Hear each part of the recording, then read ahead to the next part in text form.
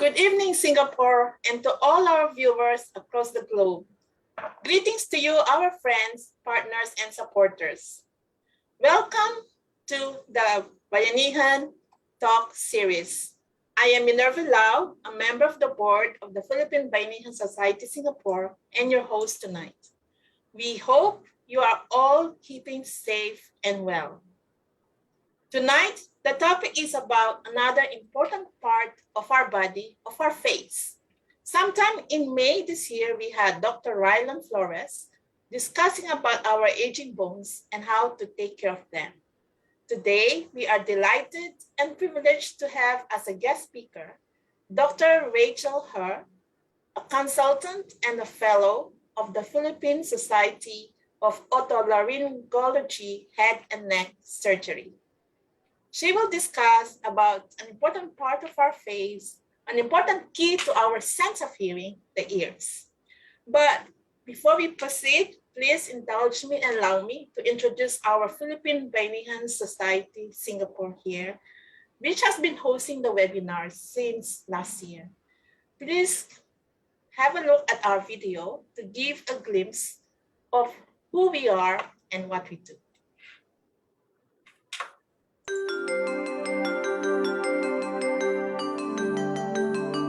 On behalf of the board of the Philippine Bayanihan Society in Singapore, I welcome you to the Bayanihan Center. The Bayanihan Center has opened its doors to support the educational, social and cultural needs of Filipinos and others in Singapore. Thanks to the strong partnership between the government of the Philippines and Singapore and the initiative of our founding president, Ms. Jenny Chua, and vice president, Mr. Ning de Guzman. Since its establishment in 2001, more than 13,500 people have undergone skills training at the Bayanihan Center. But the Bayanihan Center is located at 43 Pasir Panjang Road. It provides classrooms, facilities and support for volunteers and community groups to conduct various short-term courses including basic and advanced computer training, nursing aid, hotel and restaurant management, dressmaking, caregiving, cooking, baking and cosmetology. To foster the socio-cultural ties between Filipinos and Singaporeans, we also organize the Bayanihan Walk. It is an annual event to bring together people from all across sectors of Singapore in a fun walkathon to promote integration of Filipinos with the Singaporean community. Tara na mak, Bayanihan Center na. Tara na, mag-Bayanihan Center na tayo. And I hope everyone now has a better understanding of what the Bayanihan Society is and what it does.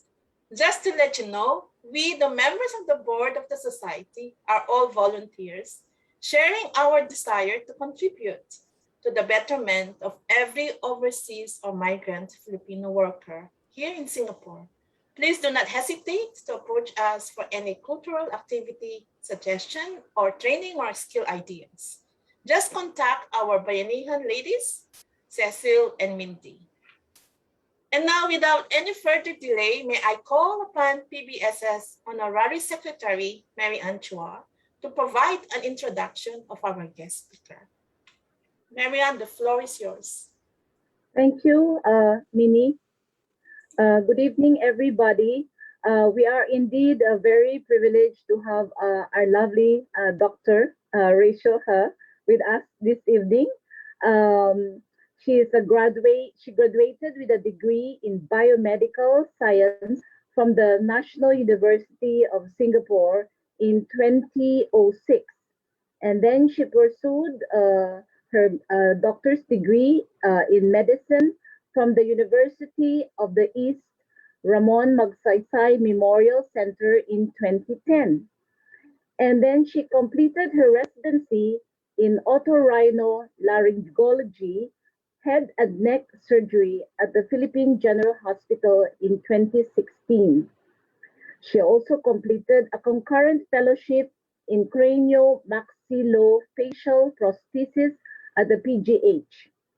She is currently visiting faculty with the Department of Otolaryngology, Head and Neck Surgery at the University of the East Ramon Magsaysay Memorial Medical Center. She is also a consultant at the Centre Medicale International Next Gen eClinic, Allied Care Experts Medical Center in Pateros, and the Manila Medical Center Manila. So we welcome Dr. Rachel this evening. Thank you very much for this privilege of gracing our Bayanihan talk. Hi, good evening. Thank you for uh, giving me this opportunity to also to be here. And let me just share my screen. Okay, can everyone see my screen and hear me okay? Okay, all right. So today, I'd like to first greet the Honorary Vice President, Ms. Minerva Lau, and the Honorary Secretary, Ms. Marianne Chua, and the Honorary Treasurer, Ms. Christy Vicentina. And I'll be talking about common ear and hearing problems.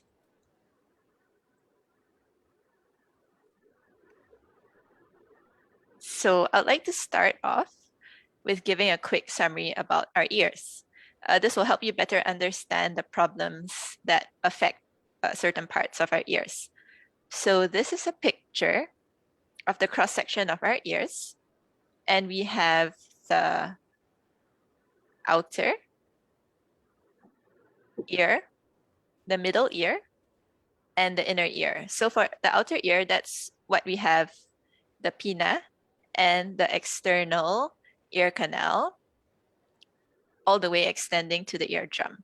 In the middle ear, that's where you have the ossicles, or the small bones in our ear. And in the inner ear, we have the organs for balance, which is the semicircular canals, and the organ for hearing, which is the cochlea. So that is actually a lot, but today I will just concentrate on problems that we get in our outer ear, and then later on hearing. This is the view of the normal eardrum. So it's right there in the middle, that pearly white semi-transparent thing that you see. And actually, you can try at home on someone else, but if you pull the upper part of your ear up, back, and out, this will straighten the cartilaginous part of your ear. And then just by shining a light, you can actually see all the way through, or at least you should be able to see all the way through to the eardrum. It kind of reflects light at you and looks pearly white. So this is what the normal ear looks like. And moving on to the types of diseases that we can have, well, each part has different problems. And for the external ear, the most common that I see is impacted cerumen, or impacted earwax, acute otitis externa, which is an infection of the outer ear, or foreign bodies that are found in the ear canal. Okay, so let's start off by talking about earwax. Now, I'm pretty sure earwax has a bad rep, and a lot of people are really quite concerned or obsessed about removing it. But our ears actually need it to stay healthy, and there is no reason for you to, in general, to try to remove the earwax. So again, going back to the cross-section of the ear, this part here is actually what we call the soft, or the cartilaginous portion of the ear. So the skin overlies a little bit of fat and then cartilage. And this skin actually contains contains hair follicles, earwax producing glands, and sebaceous glands, or sebum producing glands. So the earwax glands are actually similar to the sweat glands that we have on the other parts of our skin, but instead of producing sweat, they produce earwax. And earwax should only be found on the soft part of the ear canal. So why do I say that our ears need the earwax? It is because we need the earwax to lubricate and protect the skin. And the earwax also maintains an acidic pH in the ear canal, and this prevents growth of bacteria and fungi. And lastly, the earwax actually helps to keep our ear canal clean. It sweeps dust, dead skin cells, and dead bacteria as it moves from the inside out. And it does this on its own via the movements of our jaw. So every time we talk or chew, we're actually helping to propel the earwax from inside out. So yeah, so really our ears need the earwax for it to stay healthy.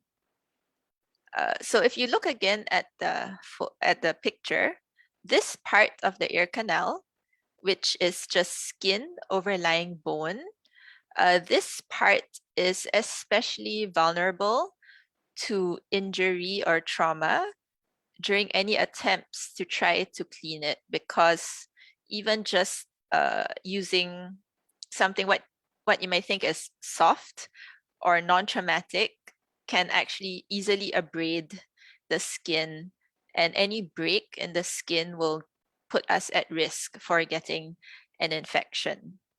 So yes, so now that I've talked about the importance of earwax for our ears, let's go on to the problems that can happen when earwax starts to build up. So this is a view of the ear canal where you have impacted earwax.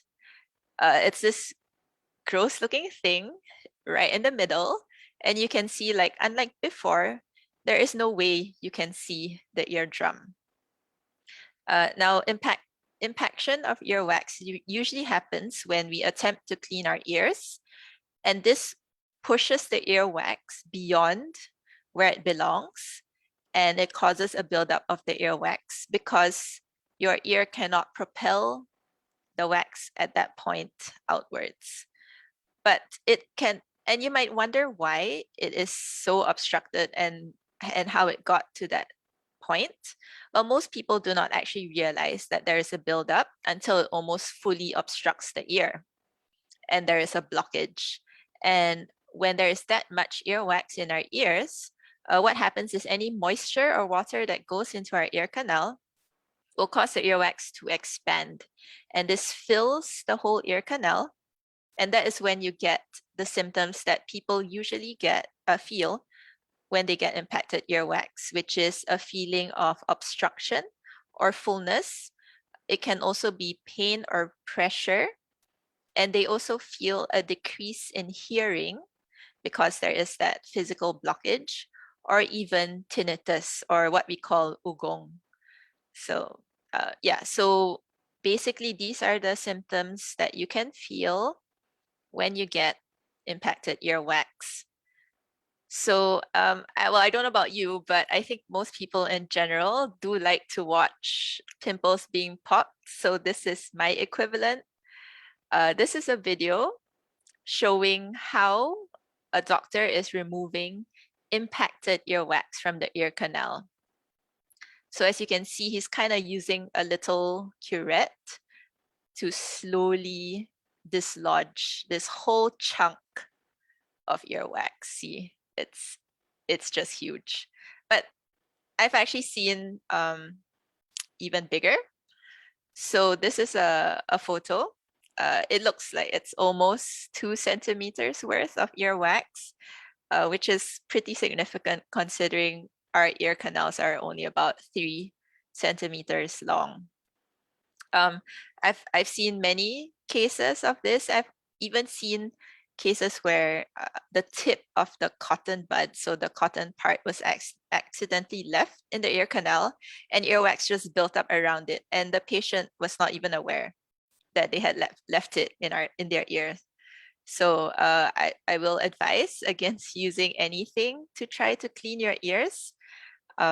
Yeah, so when this happens, there are actually a few ways that a doctor can remove the impacted earwax. One is like how the doctor did it in the video, which is manually using a curette. Other ways are also suctioning or flushing. So it really depends from patient to patient and doctor to doctor, but any of these ways can be used to remove impacted earwax.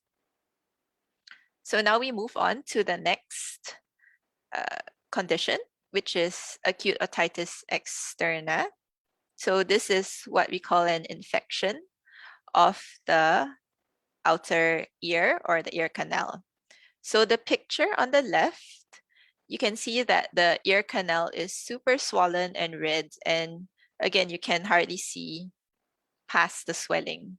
And this actually causes a lot of pain, so that even just touching the ear can cause a lot of pain in the patient. And the photo on the right is what we see in a fungal infection. And if it is a bacterial infection, there is also maybe some yellow discharge. So people can have a bacterial infection and or a fungal infection. And this usually results from manipulation of the ear canal, too much removal of earwax or abrasion of the skin, which gives a chance for the bacteria or fungi to infect it. And in tropical countries, we are especially prone to fungal infections. The hallmark of a fungal infection is really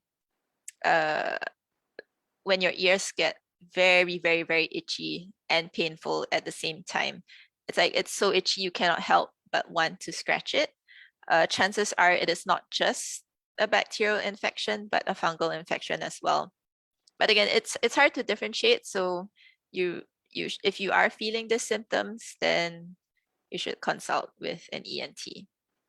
The other symptoms of acute otitis externa besides pain is also discharge. And because of the swelling, it can also contribute to a feeling of fullness and also a subjective loss of hearing. But this depends on the amount of swelling and discharge in the ear canal.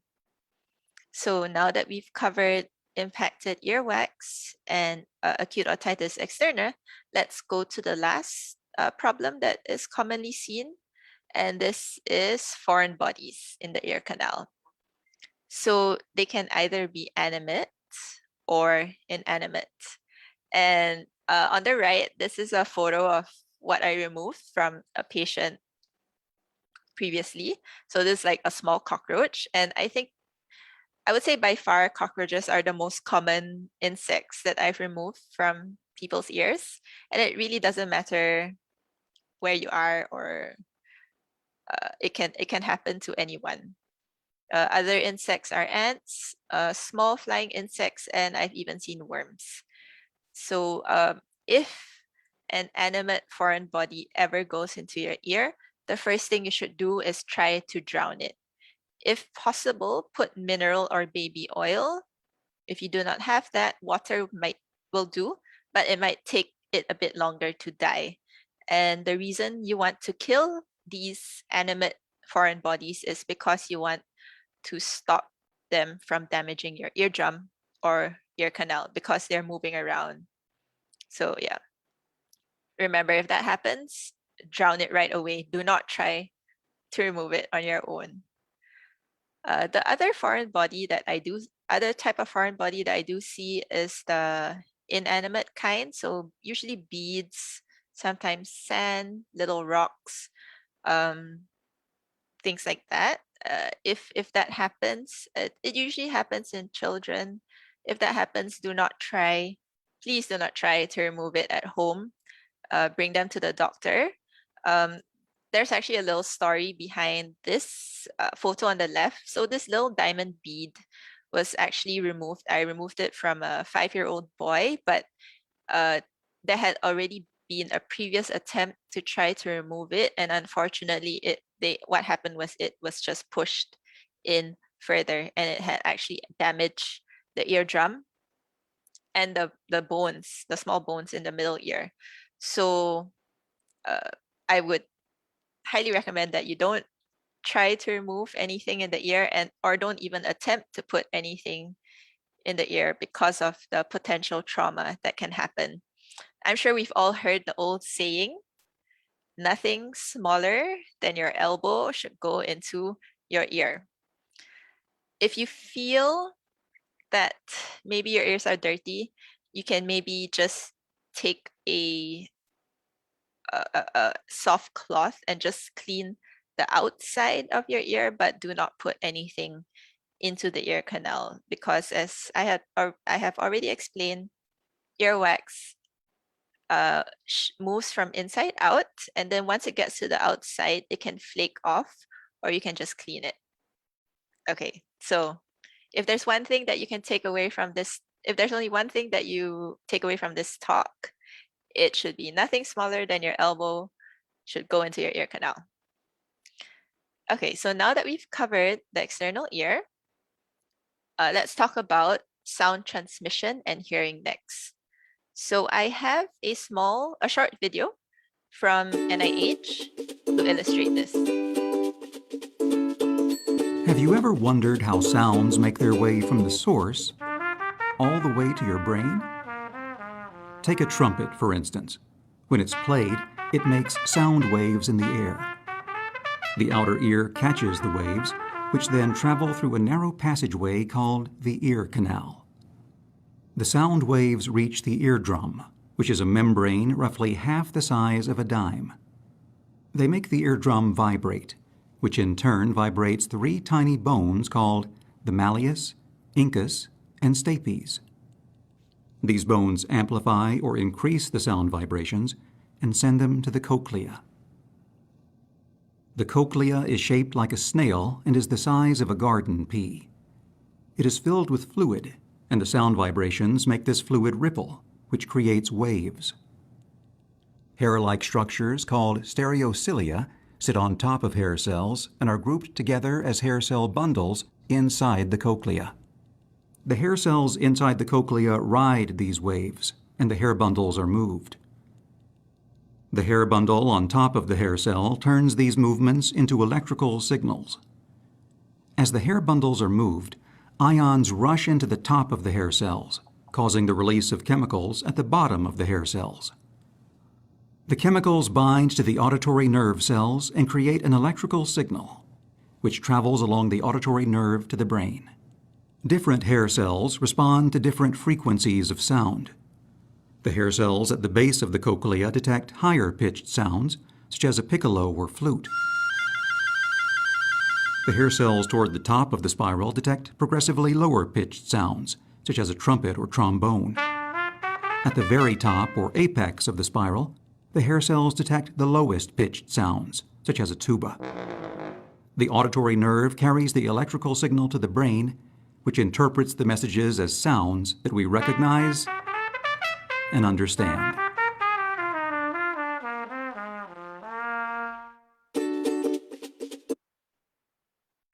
Okay, so that's just a brief overview of how sound is transmitted. And I would just like to add that in the cochlea, we have a limited number of hair cells. And once they die or are damaged, they will not regenerate. So that is why it's very important for us to protect our hearing. There are a number of factors that can actually cause hair cells to die, and sometimes this is also a natural progression, natural wear and tear over time as well. However, we can lose about 30 to 50% of our hair cells before hearing loss starts to be evident. So I'll just touch on a couple of types of hearing loss. One is age-related hearing loss, or what we call presbycusis, and the other is noise-induced hearing loss. So for presbycusis, or age-related hearing loss, this is quite multifactorial, meaning it is a mix of genetics and different exposures in your environment that can contribute to the speed at which your hearing loss occurs. So we actually still do not know what are the exact mechanisms, but in general, in terms of exposure, it can be exposure to chemicals or drugs that can affect your hearing. There are actually some medications which can potentially affect your hearing. And as I had mentioned, there's also the wear and tear factor that comes with age. So it's really multifactorial. And I'm sure a lot of you have come across these tests or clips or video clips that check the age of your hearing, where they play, I think, increasing or decreasing noise frequencies. As a word of caution, if you have tried to play these, just be careful at which volume you play it at, because just because you cannot hear it at the higher frequencies, it doesn't mean that the sound is not damaging your cochlea. So if you take a look at this figure, the first graph is for females and the second graph is for males. On the y-axis is the decibel level and the x-axis is the frequency of sound. And these points are all the median audiogram, meaning they did a hearing test. So the median value of the hearing test per age group for every 10 years. So you'll notice that for females, our hearing actually is pretty steady until 50 years of age, where there is a acceleration in the decline of hearing sensitivity. Whereas for males, it can actually happen starting at 30 years of age, where they dramatically lose the hearing sensitivity for the higher frequencies. So yeah, in general, males tend to lose their hearing a bit earlier and a bit faster than females. So this is age-related hearing loss. And then next we go to noise-induced hearing loss. So noise-induced hearing loss is when hearing loss is due to chronic exposure to noise. And unlike age-related, where we lose the high frequencies first, for noise-induced, we lose the lower frequencies first. But this manifests on average about 10 years after the chronic exposure. So it is quite hard to track and pinpoint the factors that really contribute to this. But for those who work in an obviously noisy environment, there are already occupational health measures in place to protect and monitor one's hearing when working in such an environment. However, in other environments where exposure to noise is less obvious, people may not be as cautious. And I am sure that since the pandemic started, many of us are now using our earbuds or earphones or headphones for a longer period of time and at an increased frequency. And I'm not sure the kind of environment you're in, but sometimes even working from home, the environment might be noisy.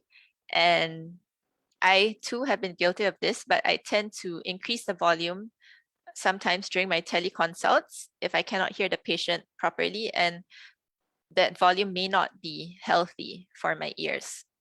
So to demonstrate what I just said, if you look at this infographic, it actually shows you the level of sound that is safe for your ears and the length and the approximate length of time you should be exposed to. Now we obviously know loud sounds should not we should not be exposed to these loud sounds for very long. But here in the middle is where they put into the infographic the use of personal audio devices. So if you listen to your phone or whatever device at max volume, this is the equivalent to listening to a chainsaw, and you should only do that for 4 minutes. So that might be an exaggeration, but here they put the average volume that people use their personal audio devices at about 94 decibels. And based on this level, we should really only be listening to it for 1 hour. But do any of us nowadays really only spend an hour with headphones on our personal devices? I'm not so sure. So it is just a reminder to really take note of not just you, but maybe if you have children who use earphones or earbuds or headphones and they are not aware of the danger to their hearing. So you should really educate them as well. Because in general, the louder the sound is, the less time you should be exposed to it. However, I do realize it is not easy to objectively measure the sound level that our devices are at. So here are some quick hacks to check. Number one, you can compare the sound from your headphones or earphones to your own breathing, which is a 10 decibel sound. So if you can hear your breathing over what you're playing, then you can be pretty sure that it is a safe level and you can listen to it for a long time without harming your ear. Another way is to compare it to heavy city traffic about 15 meters away. So this is about 80 to 85 decibels. If you cannot hear what you're playing, if you cannot hear the traffic over what you're playing on your headphones, then this is not a safe volume to be listening at, and you could be harming your ear over time. And of course, the last is to compare it to an extreme noise, although I'm not sure I really want to recommend that because in the first place, you shouldn't be listening to your phones at max volume. And lastly, a quick check that you can do is you take your earphones or headphones in your hands with the sound playing at the usual volume you play it at. You stretch out your arms right in front of you. And if you can still hear the sound, then it's probably too loud and you should really make sure that you play it a lot softer than you usually play it at. Also, another thing to take note is obviously the type of listening device that you're using affects. So I think in general, it's safer to use headphones rather than in-ear earbuds for an extended period of time. And if you do work in a very noisy environment, maybe think about investing in some noise canceling headphones so that you don't need to play the volume as high as you would without it. So as what I have mentioned, we only have a limited number of hair cells in our inner ear, and we should really do our best to avoid hearing damage because we will not only feel the effects much later on in life, and by then it will be too late. If you are having any problems hearing or following conversations, please consult your ENT so that your hearing can be properly tested. So yeah, I've come to the end of my presentation. And if you know anyone who are looking for teleconsult venues, one of the two clinics that I'm with, Center Medicale International and Next Gen eClinic, we hold teleconsults and we have a number of specialists who are available for teleconsult. Especially for Next Gen, we are really easy to get in touch with on any of our platforms, Facebook Messenger, and IG. So thank you for taking the time to listen. And yeah, looking forward to your questions. Thank you, Dr. Rachel here. Thank you so much. That's very informative and impressive. And sometimes there are some pictures which I didn't really want to look at, but we need to understand and learn more what's happening to our ears. There are quite a number of questions actually. So we have a few interesting questions that are on our Zoom chat, and some have sent. Okay, we start with the questions. One question is, how often should we clean our ears? Is it safe to clean the ears using cotton buds? Okay, so I believe I have already answered that question several times, but the one takeaway I would like you to remember is nothing smaller than your elbow should be going into your ear. So please do not use cotton buds in your ear canal. Our ears are self-cleaning. You don't actually need to clean your own ears, you can wipe the outside with a soft cloth or tissue, but nothing in the ear canal. If you are concerned that there is earwax buildup, please go see an ENT or a doctor who can properly look in your ear and will probably reassure you that your ears are not as dirty as you think. And actually, earwax is not dirt. It is a normal part of your ear and it is essential for the health of your ear. So please do not try to clean your ears. There is a small percentage of the population who do need to go to doctors for regular cleaning. So these are people with smaller or more narrow than usual ear canals. So because of that, earwax has a hard time coming out on its own. So if you fall into that very small subset, then you do need to go regularly to your ENT to clean your ears, or people who have very, very sticky earwax or very hairy ear canals. But again, there are not that many of them.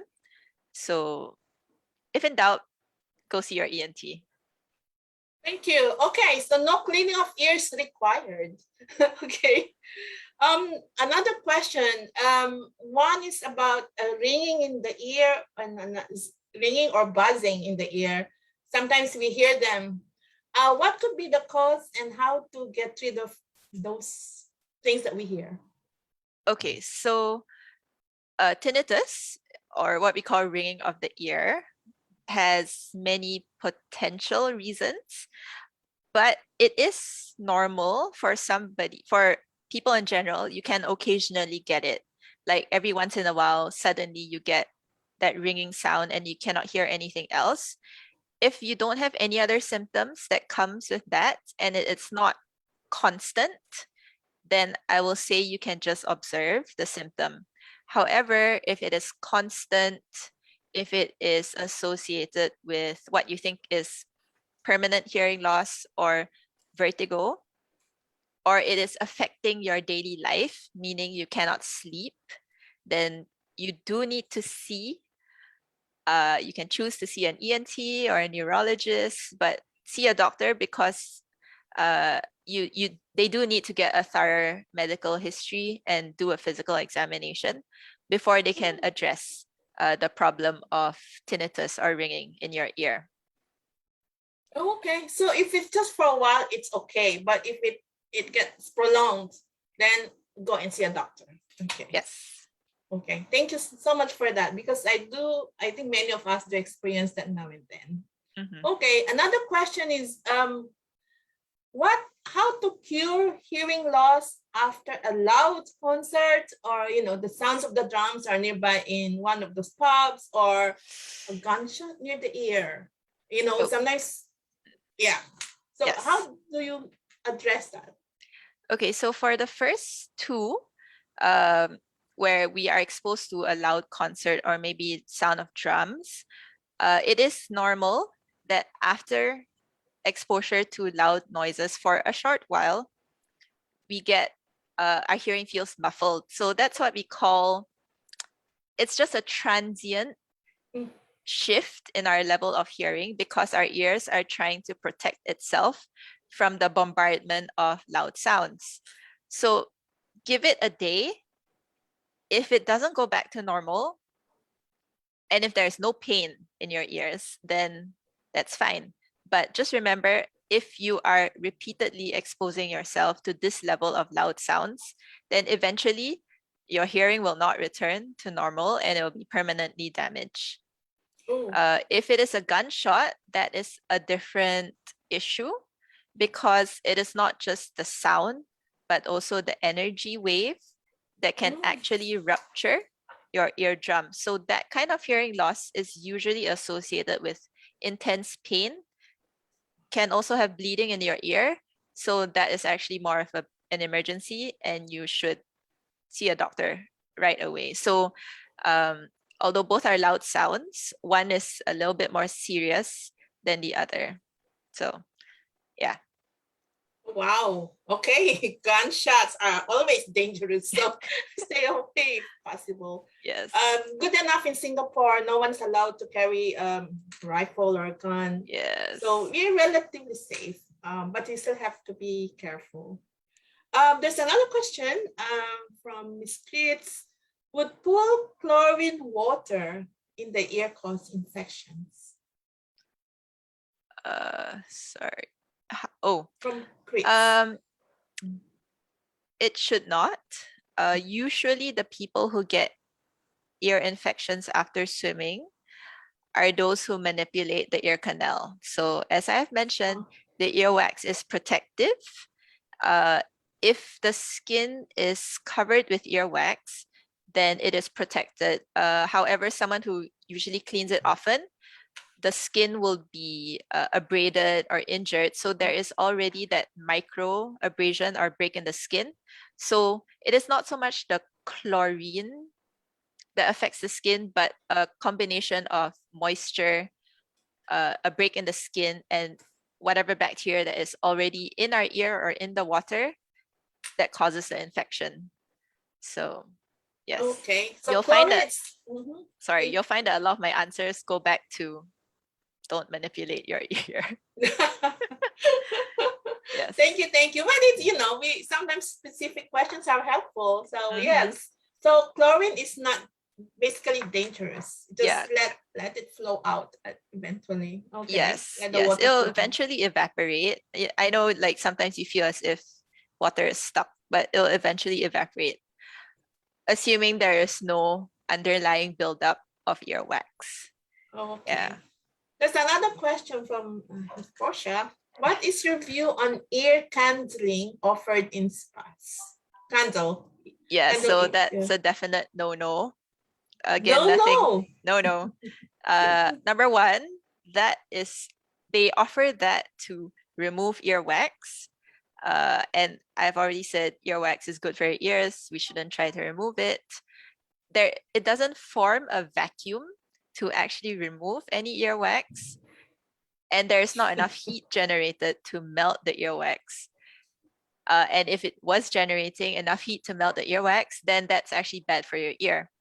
And it can actually cause a further problem by, we have seen patients who come in where there is scarring on the eardrum because the hot ash or something from the ear candling falls into the ear canal and damages it. So again, I would avoid. If you feel that your ear needs cleaning, please go to a certified specialist to answer your queries. Yeah. Okay, so it's a no or not advisable. Please listen to our doctor. Another question. Could you please discuss a little bit about the connection between stress and ear infections? Is there a connection? In general, stress can affect our immune system. So too much stress or stress that's not managed can make us a bit more prone to infections. As to whether there's a definite connection between that and ear infections, I think there's not a lot of data on that specifically. But in general, yes, stress can affect your health and your immune system. So it is also wise for us to manage our stress levels in general. Okay, thank you. Okay, we have a few questions, so I hope you're not tired yet. But Catherine has made a comment about noise level regulations in Singapore. Example for construction work, the maximum is between 60 to 90 decibels, and between 7 a.m. to 7 p.m. Actually, also in Singapore, all works everything should be quiet by 11 p.m. Actually, there's no question, but my question would be, how do we know those numbers, the decibel levels? Because we don't have a measurement. Yeah. So what's the basic way to just the base level? I mean, I don't think a private individual really needs to buy a sound meter. I do not know how accurate. There are apps that measure your surrounding noise, but I'm not sure if those are tested on how sensitive and specific they are. But if you're curious, I mean, go ahead, download an app and try to measure if you feel that it's really too loud. And if you want, you can bring it up to the authorities if you think it's a bit too loud for your environment. So yeah. Yeah, the police will come and remind our neighbors to lower the volume, which is nice. Thank you for that. Another question from Ms. Chi. What can we do now to prevent hearing loss in our twilight years? When is the onset of hearing loss for seniors? I think there was a chart, but if you'd like to explain. Yeah, so that's a chart on average. So for females, the sensitivity declines in high frequencies declines after age 50 on average, but for males it can happen as early as 30 years of age, and it falls more drastically. There is no specific age, but on how to prevent hearing loss, all the tips that I mentioned, try to protect your hearing. Just be aware of your exposure to noise, because right now, if you have had damage from previous years, there's really nothing to reverse it, because once the hair cells in our inner ear dies, that's it. We can't bring it back. Yes. So I will say, in terms of prevention, just be aware of the noise that we are exposed to. That actually begs for this question. The next question, Mr. V. Can hearing loss be reversed with surgery? So again, it depends. If you're talking about congenital, okay, this is like a whole other lecture, but you would have to replace the whole cochlea. So we do have like cochlear implantation, where they put electrodes into your cochlea, and then that does the work of what the cochlea does. They have also tried implanting directly into the brain stem. So that's where the nerve for hearing enters and then goes to the brain. But that's less common. So if you're talking about that, yes, it can be done. But if you mean trying to, so in that sense, hearing loss can be reversed, but I will say that not many adults would go for cochlear implantation. Usually the first step would be non-surgical, which would be hearing aids. And although there is a stigma and sometimes it takes getting used to, but the newer hearing aids nowadays are very discreet, and of course can be linked to an app in your phone that can be easily controlled. So yeah, that is an alternative for adults, or actually children even. So yeah. So I hope that answers the question. It's really a case-to-case basis on whether surgery or other forms of intervention. So again, if you are concerned, you can go see an ENT and they can discuss things more specific to your case. Okay, and there's another interesting question from Marianne. I hear this expression not to blow your nose so hard or you might damage your ears. How is this so? Yes, so I see that this is also related to the question about explaining the connection between sinusitis and ear pain. So they are actually related. I could share my screen. Hang on, let me just share my screen again so that it is better explained. Oops, sorry. Can you see this? No, is it out there? Okay.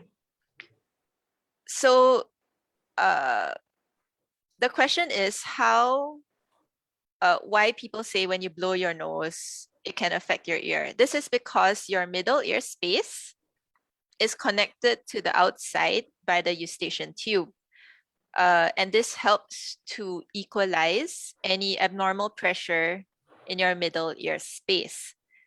So if you remember when you take an airplane or if you take a lift that goes to a high floor or goes down very quickly, you can feel the pressure change in your ear. And how you get rid of that is you either swallow or blow your nose gently. That is actually trying to open the eustachian tube so that the air equalizes. So that is the normal basic mechanism behind it. So, however, when you have a cold or when you have sinusitis or rhinosinusitis, meaning when the lining of the nose and the sinuses is inflamed, since it is also connected to the middle ear, the eustachian tube lining can also be inflamed, and the middle ear space, the lining covering the middle ear space can also be inflamed. So when that happens, there is blockage of airflow and you cannot as easily equalize. So by blowing your nose, you are actually increasing the pressure beyond what your ear can tolerate. So it can damage your ear, potentially. And this also explains why there is ear pain. It is because there's a buildup of fluid or pressure, negative pressure in the middle ear because of what I mentioned, all the inflammation. And that's why it hurts, because you cannot equalize properly because of all the sipon or the inflammation of the eustachian tube.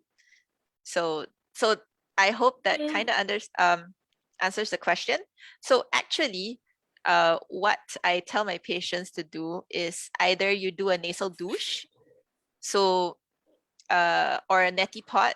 So basically, you wash out what's in your nose, or you sniff your sip-on and spit it out, because the usual flow of mucus is actually towards the back. So you can just sniff it and then spit it out. But if you find that a little bit uncomfortable, then the nasal douche or the nasal wash is very helpful instead Okay. of blowing your nose. Okay. That's something new. That's interesting. Mm. And also we're talking about the ear getting hurt. Mr. Ho is asking, when swimming underwater, sometimes the ear hurts. Should he be concerned? So usually that means that your eustachian tube cannot really equalize as quickly. So either don't go too deep underwater, or when it starts to hurt, go near the surface a bit and try to equalize, meaning swallow or gently try to blow your nose like what you do in diving. And then that should solve the pain. But if you cannot equalize, then wag pilitin. Just go to the surface where the pressure is equal. Yeah. So Okay. as to whether you should be concerned, if it always happens, or if the pain doesn't go away, you can consult with an ENT to see that there's no underlying problem with your eustachian tube itself, which is a possibility. So again, if anything doesn't go away or if it's worrying you, you should just consult a doctor. Doctor. Yes. And when not so sure, just go and see the doctor. This is better to have a professional advice. Yes. Talking about blowing in nose, how about sneezing loud sneezing? Will that hurt? So technically when you sneeze, the air comes out through your mouth because you don't want to stop your sneeze, because then the pressure goes to your ears, and if you cannot equalize, then that would not be as good for your ears. So you can sneeze, and if it's loud, that means the air is coming out the way it should be. So yeah, but syempre cover your mouth because Cover we with the don't want elbow. to. Yeah. Oh, okay. That's good. Thank you. Can chemotherapy actually lead to hair loss in the ear and therefore compromise hearing? From Mary Ann. Yes. So a few of the major or the more commonly used chemotherapy drugs can actually lead to hearing loss in the ear. So it actually damages the ear cells. That's why there is loss of hearing. Yeah. So yes, it can. Oh, okay. Yes. So hopefully we don't have to go through that. Yes. Another question from Chris: how do hearing aids work? Do Okay, they so work? hearing aids. Okay, so hearing aids, they amplify the sounds so that we can hear, or someone with hearing loss can hear them. They don't amplify, or at least the newer ear hearing aids, what they do is they amplify only specific frequencies that are associated with speech. Whereas way back before, what they do is they just amplify everything. So it can be very uncomfortable to someone wearing a hearing aid. But nowadays, the newer hearing aids, they are smarter. So they just amplify the frequencies that you need to hear speech. Or let's say if you want music, or when you're outside, then you also need to hear a bit of the traffic around you so that you don't get sideswiped by an oncoming bicycle. So in general, hearing aids, they take in the sound, they amplify the helpful frequencies so that your ear can better hear. So it tries to bridge the gap between your hearing loss and the level of sound around you. But there is a maximum that hearing aids can amplify. So not everybody with hearing loss will benefit from hearing aids, unfortunately. It really depends on how bad your hearing loss is. Also, our seniors, they still have that pride. They don't want to use hearing aids. Yes, yes. So, Yeah, I see a question that says, yeah, unfortunately, amongst the older generation, there is still that stigma where wearing hearing aids is seen there you as go. weak or nakakahiya, that kind of thing.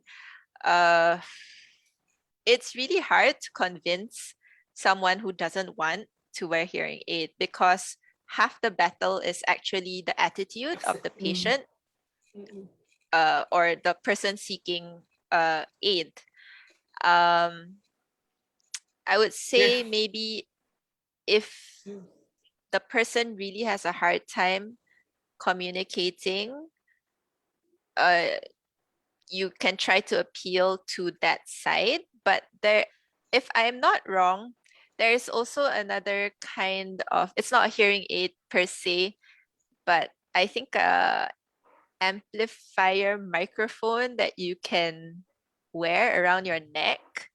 I am not sure if that is more amenable to people, but I personally do not know the exact model and things like that, but that could be worth a shot. So it's not actually something they wear in their ear, but it's just something that amplifies so that they can hear it better. I'm not sure if that helps, but that's a problem with my grandparents also. It's very hard to talk to them.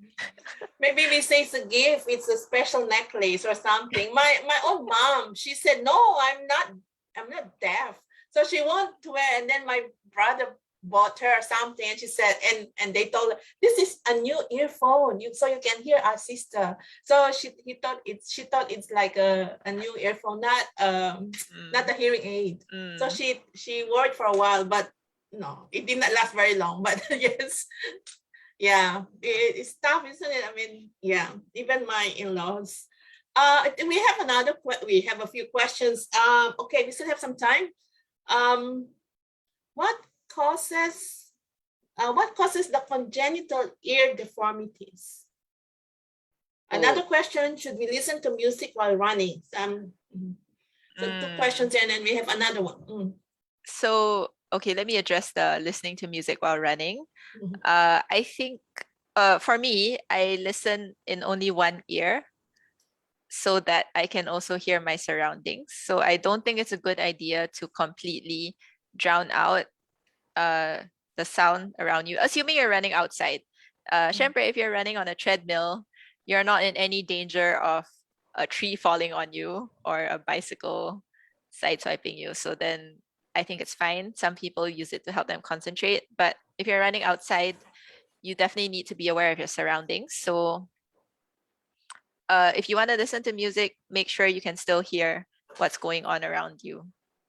As to congenital ear deformities, there is no one particular reason, and it's really hard to say.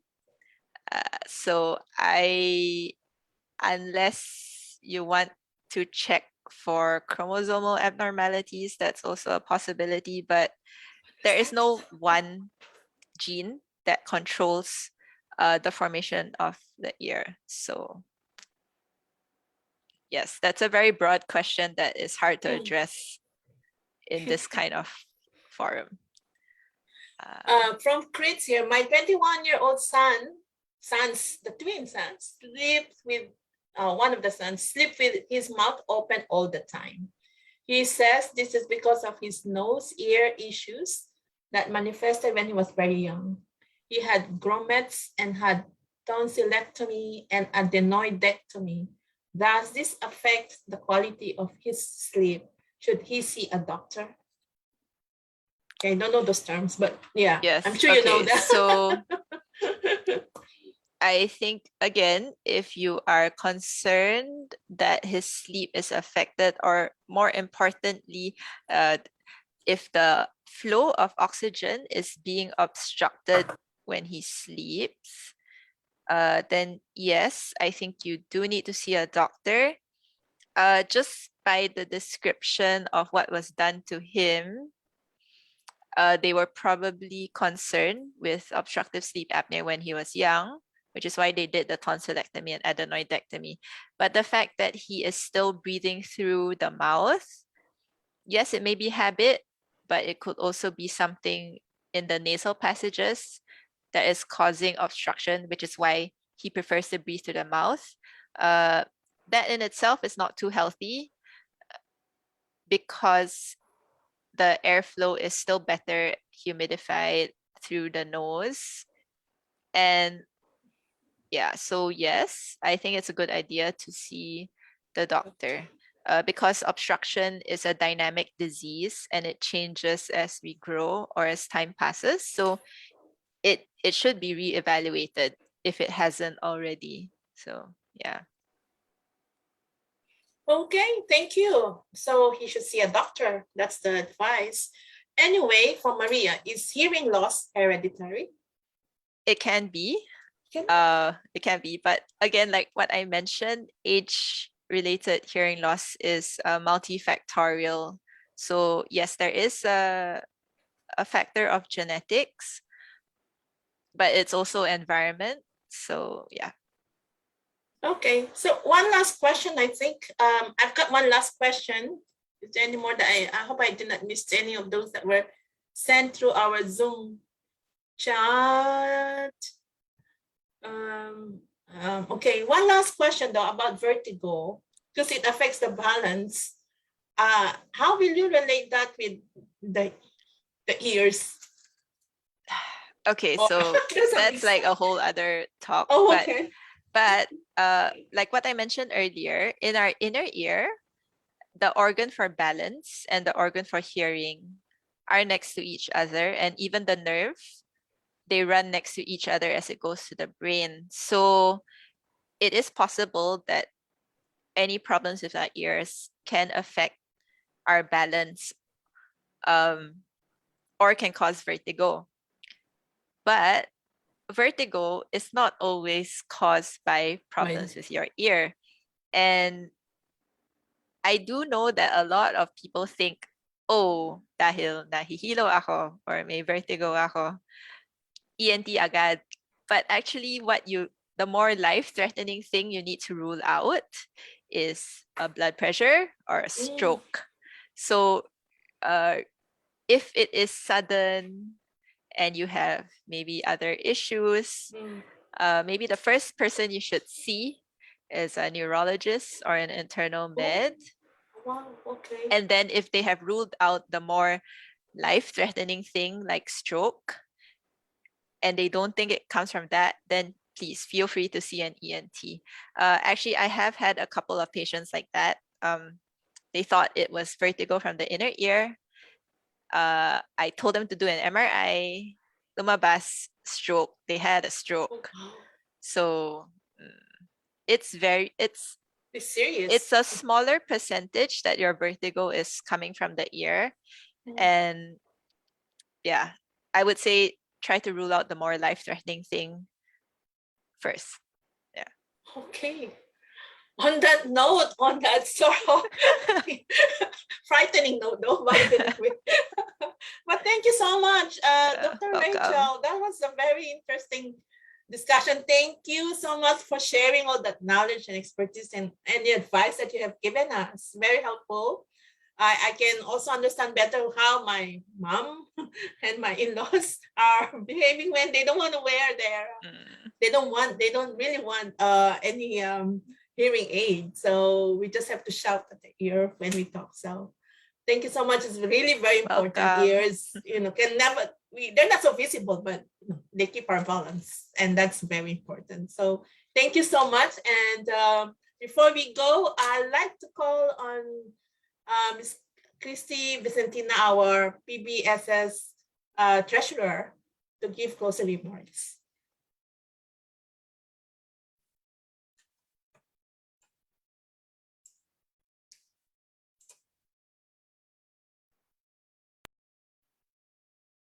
Thank you, Minnie. Good evening to our friends and kababayans in Singapore. To our families and friends in the Philippines, mabuhay. On behalf of Philippine Bayanihan Society Singapore, allow me to say thank you to the people who helped us for tonight's webinar. Dr. Rachel He and Su, thank you, Dr. Rachel, for sharing your time and expertise for tonight's webinar. And we really hope to see you really soon, either in Singapore or in the Philippines. In recent years, there has been extensive research to show that hearing loss is directly correlated with cognitive decline or brain function decline. So let us make sure to take care of our ears and to consult our doctors if necessary. Maraming salamat din to all our friends who always help us for our webinars by inviting our participants. Philippine Embassy Singapore, led by His Excellency Ambassador Joseph Del Mar Yap, maraming salamat po. Richard and Rex of FLPH, Lynn of CDE, Eloisa of PAUS, Miss Lucy Tagle of Miss Petit Team, Fast Associates, Rated J, Lucky Plaza Ladies, FAS, OSPAS, UAP, Ateneo LSE, UPAS, Kabayanihan, and BNG. Allow me to invite you to join us for Team BNG Healthy Run 2021. And for every one healthy run that you commit, Team BNG will donate $1 each to Philippine Bayanihan Society, to DEWF or Domestic Employees Welfare Fund, and COH or Christian Outreach to the Handicapped. So join us as we run for one healthy community. And let's run all together. And special thank you to all the participants in Zoom and our participants in Facebook, including our participants now on YouTube. Maraming salamat po for making this event a success. Don't forget to click the like button for us. Again, maraming salamat, good evening, and mabuhay. Back to you, Minnie. Thank you. Thank you, Christy, for that warm closing remarks. And thank you again for Dr. Rachel He. Remember, guys, No cleaning of ears is necessary, okay? If you don't feel good, don't try to do anything to your ears. Go and see the doctor. Earwax partly are good. They help maintain and clean our ears. So let's not use cotton buds too much. Just maybe outside the ear, the outer ear, not inside. So that's something to learn. Hearing loss is irreversible, it seems, except for very few cases or exceptions. What else did I learn? Quite a lot of things I learned today. Chlorine is okay. Just don't try to rinse your head. And also, candle wax. No, it's not really, does not really help, but that's according to our doctor. So hope you really learned a lot of new things, and that has been a very helpful discussion. So thank you so much, Dr. Rachel here. And before we end this, if you wish to visit the Bayanihan Center, well, actually it's closed for now. It is located at 43 Pasir Panjang Road, and the nearest MRT station is Labrador Park MRT. And for any query, please email us at bayanihancenter@singnet.com.sg. Please like our Facebook page at bayanihan.com/Bayanihan Society SG. We do have an Instagram account. It's at Bayanihan Society SG. Also, you can support us via giving.sg/PBSS. In addition, we welcome companies who'd like to sponsor or advertise during our webinars. Please email Cecil or Mindy for more details at bayanihancenter@singnet.com.sg. The next event, major event we have, or major project that we have, is the annual Bayanihan Lecture 2021. Bayanihan during the COVID-19 pandemic, experiences and future directions. That will be held on August 29, Sunday, from 3 p.m. to 5 p.m. And our keynote speaker is Father Aristotle C.D., S.J., Society of Jesuits, PhD. He's the president of ERDA Foundation and president of Xavier School. So please join us on August 29. Thank you all very much again. Our next webinar is, we still have one special webinar, which is on August 11, which is next, today is August 5, so next Wednesday. And it's about our continuing online literacy sessions. This time, it's on retail dollar bonds, expand, invest, elevate. And our very own guest speaker is our very own Treasurer of the Philippines, Ms. Rosalia V. De Leon. There will be another issuance of bonds. So if you want to invest and you want to learn more, and want to expand, you want to elevate, that's what he said, please join us August 11 on Wednesday, 7 p.m. So that's it for now. And thank you for all who have joined us in Zoom, in Facebook, and YouTube. Please continue to support us. This is Minerva Lau, and together with the staff and board of the Philippine Bayanihan Society Singapore, we say thank you for joining us tonight. Please keep well, keep safe. Please put your mask on every time when you're outside. Keep safe distance. And hopefully everyone gets vaccinated. So take care. Good night and God bless.